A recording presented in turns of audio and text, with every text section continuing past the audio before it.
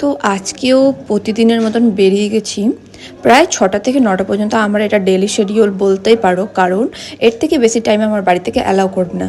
আর আজকে আমি এসেছিলাম মালদা স্টেশনের দিকে। Hello everyone, this is me Neha and welcome back to my another mini blog. Last কবে এসেছিলাম এটা ঠিকঠাক মনে নাই, তাও হতে পারে প্রায় ২ বছর আগে এসেছিলাম, কারণ সে টাইমে গিয়েছিলাম কলকাতা। আর আজকে এই বর্তমানে আমি আজকে এসে একদমই অবাক, এত সুন্দর করে দিয়েছি স্টেশনটা, আর রাস্তা পুরো ক্লিন। আর এরকম টাইমে সন্ধ্যার দিকে কিন্তু ঘুরতে বেশ ভালোই লাগছিলো। আর চারিদিকে কিন্তু লোকজন ছিল, আর এত সুন্দর লাগছিলো এই জায়গাটাতে এসে। আমি অনেকদিন ধরে আসতে চাইছিলাম, ফাইনালি আজকে আসতে পেরেছি, কারণ বাইরে তো যাওয়া হচ্ছে না আমার, তাই জন্য ভাবলাম একটু বাইরের থেকে স্টেশনটা দিয়ে দেখে আসি।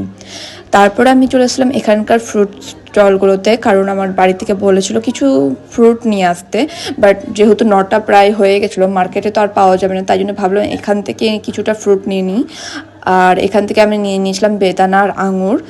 তারপর বেরিয়ে চলে গেছিলাম একটা টি স্টলের দিকে। আর যেহেতু রোজা চলে আসে, এরকমভাবে তো আর ঘোরাঘুরি হবে না, তাই জন্য যে কয়েকটা দিন বাকি আছে রোজা আসতে, সে কয়েকটা দিন একটু মজা করে নিচ্ছি। তো তারপরে এখান থেকে চা খেয়ে নিয়েছিলাম। আজকের জন্য এতটাই, টাটা।